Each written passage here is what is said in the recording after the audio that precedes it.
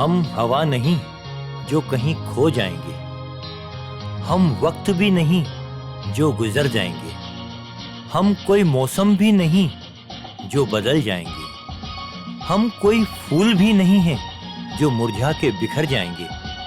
हम तो वो आंसू हैं जो तेरे हर गम, तेरी हर खुशी दोनों में नजर आएंगे।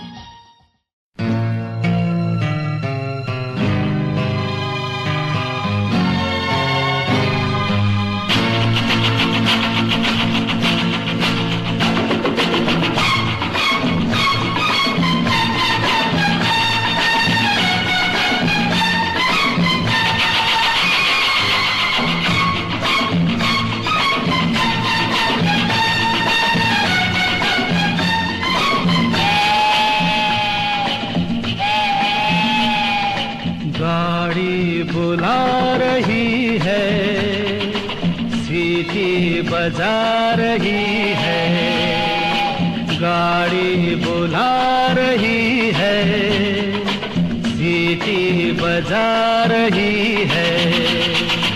चलना ही जिंदगी है, चलती ही जा रही है, गाड़ी बुला रही है, सीटी बजा रही है। मुसाफिर है हर शख्स यहाँ, जिंदगी किसी रेल से कम नहीं।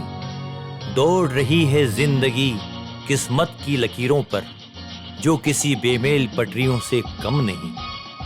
सवार सबके सिर पर जिम्मेदारियां, जिन्हें निभाना और मुकाम तक पहुंचाना कोई खेल नहीं। यहाँ रुकना और थकना, यूं मिलना और बिछड़ना, कभी गम से डरना, कभी खुशी में नगमे गुनगुनाना, किसी सपने से कम नहीं।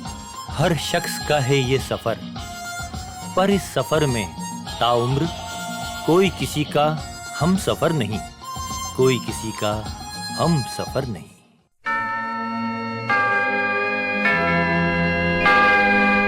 आते हैं लोग, जाते हैं लोग, पानी के जैसे रेले।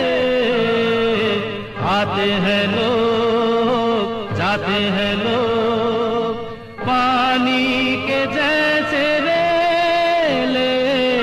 जाने के बाद आते हैं यार, गुजरे हुए वो मेले। यादें मिटा रही हैं, यादें बना रही हैं, गाड़ी बुला रही है, सीटी बजा रही है, गाड़ी बुला रही है, सीटी बजा रही है।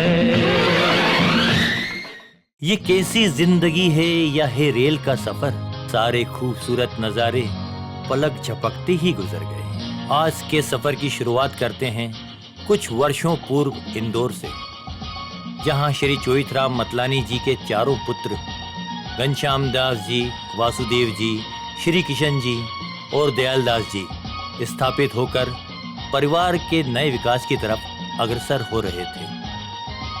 कुछ ऐसे ही समय निकलने के पश्चात वासुदेव जी ने अपने बड़े भाई श्री घनश्याम दास जी से आज्ञा लेकर परिवार के विकास के लिए भोपाल जाने का निर्णय लिया। हालांकि यह निर्णय सभी भाइयों के लिए दुखपूर्ण और आश्चर्य से भरा हुआ था, पर नियति के कुछ निर्णय जाने अनजाने कुछ और मकसद लिए हुए रहते हैं। वासुदेव जी अपनी धर्म पत्नी उत्तम देवी के साथ और अपने चारों पुत्र हरीश कुमार, चंद्र कुमार, महेश कुमार, हेमंत कुमार और दो पुत्रियां रीटा और रूपा को साथ लेकर एक नई मंजिल तलाशने भोपाल के लिए निकल चले।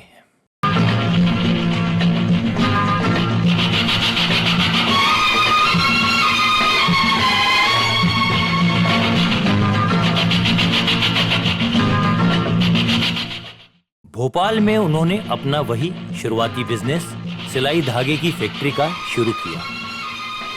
पर नई जगह पर नई शुरुआत के साथ काम करना कभी कभी बहुत आसान नहीं होता है। पर वासुदेव जी का जिद और जुनून रास्ते में आई हर रुकावट को तोड़ने के लिए काफी था। अपने मुकाम तक पहुंचने के लिए वो दिन रात कड़ी मेहनत भी कर रहे थे। आगे तूफान पीछे बरसात, ऊपर गगन पे बिजली। आगे तूफान पीछे बरसात, ऊपर गगन पे बिजली। सोचे न पार दिन हो के रात, सिग्नल हुआ के निकली। देखो वो आ रही है, देखो वो जा रही है, गाड़ी बुला रही है, सीटी बजा रही है। उनकी धर्मपत्नी उत्तम देवी अपने पति का बखूबी साथ निभा रही थी और वह दोनों अपने सभी बच्चों को खूब अच्छे संस्कार देकर पालन पोषण कर रहे थे। बच्चों की पढ़ाई लिखाई, उनके पहनावे से लेकर हर छोटी से छोटी जरूरत का भी वो दोनों बहुत ध्यान रखते थे। सभी बच्चे भी अपने माता पिता की शिक्षा और संस्कार पाकर अनुशासित जीवन पथ पर अग्रसर हो रहे थे। समय बीत रहा था। बीच में कभी इंदौर की याद आने पर वासुदेव जी अपने भाइयों से और सभी परिवार वालों से अपने परिवार सहित मिलकर आते थे। इंदौर से भी उनके सभी भाई भी समय समय पर परिवार सहित भोपाल आकर आपस में प्यार मोहब्बत बांटते थे। समय पाकर वासुदेव जी के बच्चे बड़े हुए, पढ़ लिख कर अपने मुकाम पर पहुंचने लगे। हरीश कुमार और चंद्र कुमार अब बिजनेस में भी साथ निभाने लगे थे। और फिर वो खुशी का वक्त आया जब बड़े पुत्र हरीश कुमार का सन 1972 में 28 मई को पूनम देवी के साथ विवाह हुआ। पूरा परिवार एक नई ऊर्जा और एक नई खुशियों से तरबतर हो उठा। छोटा भाई चंद्र कुमार और बड़ी बहन रीटा खुशी से झूम उठे। और हाँ, उसी दिन महेश कुमार और हेमंत कुमार के जनेऊ संस्कार का भी दिन था। छोटी रूपा तो बस गोदी में बैठी अपना कुछ सपना सा देख रही थी। उसके कुछ वर्षों बाद चंद्र कुमार का भी विवाह कविता देवी के साथ तय हो गया।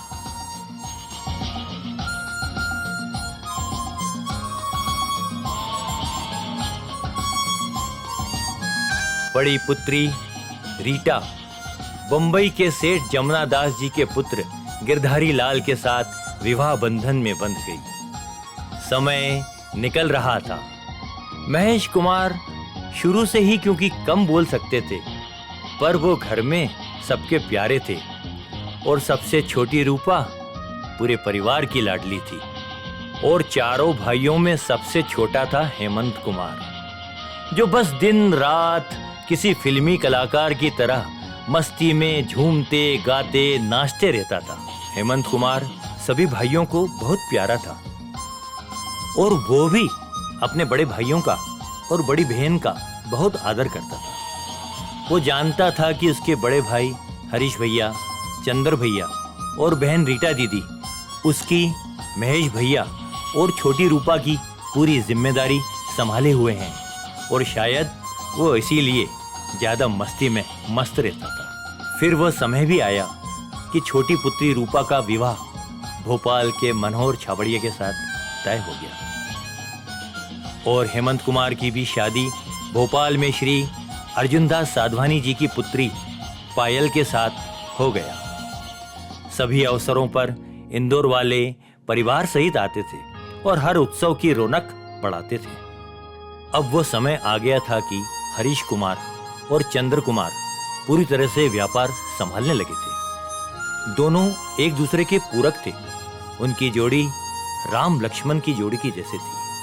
कहीं भी आना हो या किसी से भी मिलना जुलना हो, दोनों साथ ही रहते थे। दोनों एक दूसरे से अपनी छोटी से छोटी बात भी साझा करते थे और बड़े प्यार से रहते थे। वासुदेव जी भी धीरे धीरे उनके ऊपर पूरी जिम्मेदारी देकर निश्चिंत से हो रहे थे। वासुदेव जी अपने पुत्रों को और अपने नाती पोतों को हमेशा एकजुटता से रहने की शिक्षा देते थे। सभी बच्चों को यह संस्कार और जीवन जीने का अनुशासन स्वाभाविक रूप से शुरू से ही मिल रहा था। देखो वो रेल बच्चों का खेल, सीखो सबक जवानों। देखो वो रेल बच्चों का खेल, सीखो सबक जवानों। सर पे है बोझ, सीने में आग, लब पे धुआं है जानो। फिर भी ये गा रही है, नगमे सुना रही है, गाड़ी बुला रही है, सीटी बजा रही है।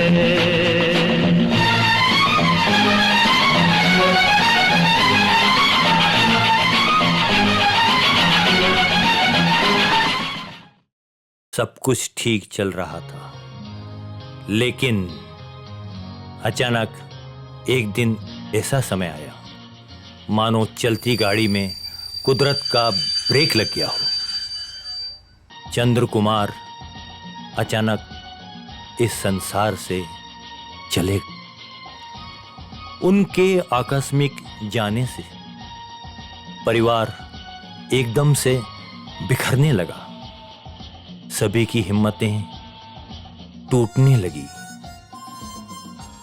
वासुदेव जी के तीनों भाई इंदौर से बार बार आकर पूरे परिवार को खूब समझाते थे और सभी को हिम्मत से काम लेने को कहते थे। हिम्मत न हार कर इंतजार, आ लौट जाए घर को। ये रात जा रही है, वो सुबह आ रही है, गाड़ी बुला रही है, सीटी बजा रही। वक्त गुजरा, समय कुछ आगे चला और परिवार में एकजुटता के संस्कार एक मिसाल बने। हरीश भैया, पूनम भाभी तथा हेमंत और पायल सबने मिलकर घर को पुनः संभाला और चंदर भैया के बच्चों को और कविता भाभी को हौसला दिया। हालात बदली और साथ में बदला एक और शख्स, उस परिवार का सबसे मस्ती में जीने वाला व्यक्ति हेमंत कुमार। इस घटना से वह पहली बार समझा कि जीवन कितना रहस्यमय है और बड़ा अनिश्चित भी है। वह एक गहरी तंद्रा से जागा और एक नए होश और नए जोश से भर गया।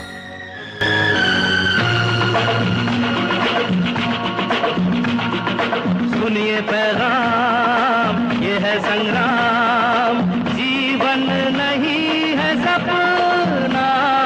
दरिया को पार, पर्वत को चीर, रास्ता बना ले अपना। नींदें उड़ा रही है, जागो जगा रही है, गाड़ी बुला रही है, सीटी बजा रही है। चलना ही जिंदगी है, चलती जा रही है, गाड़ी बुला रही है, सीटी बजा रही है। अपने पिता वासुदेव जी और बड़े भैया हरीश कुमार को चंद्र कुमार की जगह वह साथ देने के लिए आगे आया और नई राहें, नए विकास की तरफ चलने के लिए वापस उनका मनोबल बढ़ाया और खुद भी उनके साथ कंधे से कंधा मिलाकर चलने लगा। और एक बार फिर वासुदेव जी के परिवार में नई रोशनी, नई उमंग, नए उत्साह की शुरुआत हुई। इधर अब चंद्र कुमार के बच्चे भरत, बेटी पूजा और योगेश धीरे धीरे हालातों से सीखते हुए बड़े हो रहे थे और अपने चाचाओं के साथ घर और व्यापार में हाथ भी बटाने लगे। उधर बड़े भैया का बेटा सुमित भी पूरी तरह से परिवार के व्यापार के साथ जुड़ चुका था। चंदर भैया के जाने के बाद जो परिवार में पहली खुशी आई वह थी हेमंत कुमार के बेटे मोहित के जन्म की। के आने से वासुदेव जी बहुत खुश हुए और सोचने लगे कि शायद मेरा चंद्र कुमार वापस आ गया। उन्होंने उसका लालन पालन बड़े प्यार से किया और वह उसको प्यार से पपला पहलवान भी कहते थे। धीरे धीरे समय गुजर रहा था। अब सभी बच्चे बड़े हो रहे थे और उनकी शादी की बात भी होने लगी थी। पहले हरीश कुमार के बेटे सुमित और पुत्री रोमा, चंद्र कुमार के बड़े बेटे भरत, पुत्री पूजा, छोटे बेटे योगेश और फिर हेमंत कुमार की दोनों बेटियां गुंजन और नीता, सभी का विवाह समय रहते वासुदेव जी के सामने संपन्न हो जाता है। अब तक वासुदेव जी का पूरा परिवार एक बड़े आदर्श परिवार के रूप में विकसित और स्थापित हो चुका था। अपने सपने को साकार होता देख वह बहुत खुश रहते थे और ईश्वर का बहुत बहुत धन्यवाद देते थे। पुरुषार्थ और कर्म का खेल यहाँ पूरा होता है और शुरू हुआ विधि का विधान। माता उत्तम देवी सन 2005 में अपने पूरे घर की जिम्मेदारियां अपनी बहुओं को देती हुई ईश्वर के चरणों में चली गई और जिद और जुनून के धनी और अपने जीवन यात्रा की पूरी जिम्मेदारियां निभाकर श्री वासुदेव मतलानी सन 2012 में ईश्वर के धाम चले गए। बस सिर्फ मोहित कुमार यानी उनके लाडले पपला पहलवान की शादी की जिम्मेदारी पूरे परिवार के लिए छोड़ गए, जिसे समय पर परिवार के सभी सदस्यों ने मिलकर धूमधाम से पूरी की। वासुदेव जी के परिवार में आज फिर एक खुशी का अवसर आया है। 27 मई को हेमंत कुमार अपने आयु के 60 वर्ष पूरे कर रहे हैं और 28 मई को बड़े भैया हरीश कुमार अपने विवाह के 50 वर्ष पूरे कर रहे हैं।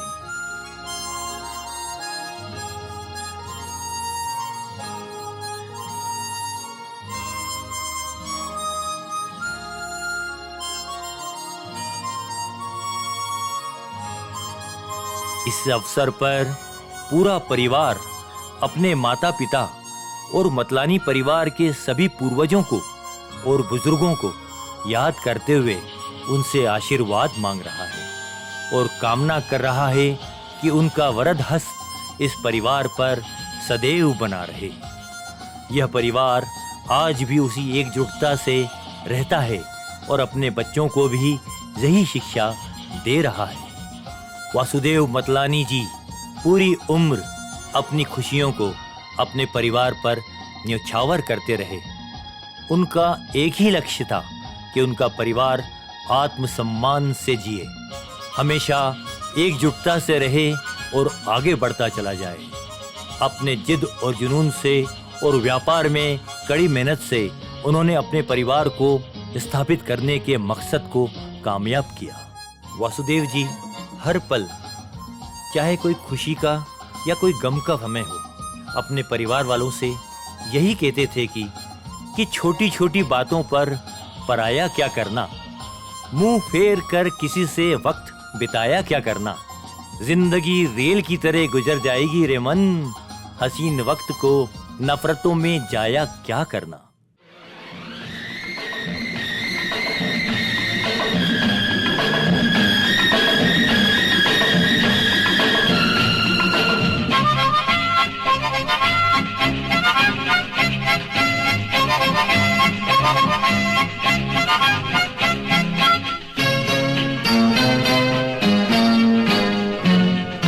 गाड़ी को दे ऐसी है नीक, अच्छा बुरा न देखे।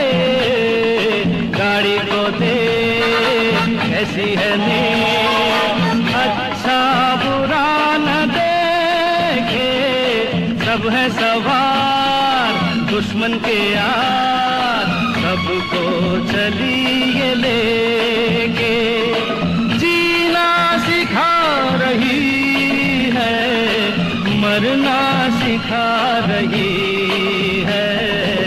गाड़ी बुला रही है, सीटी बजा रही है।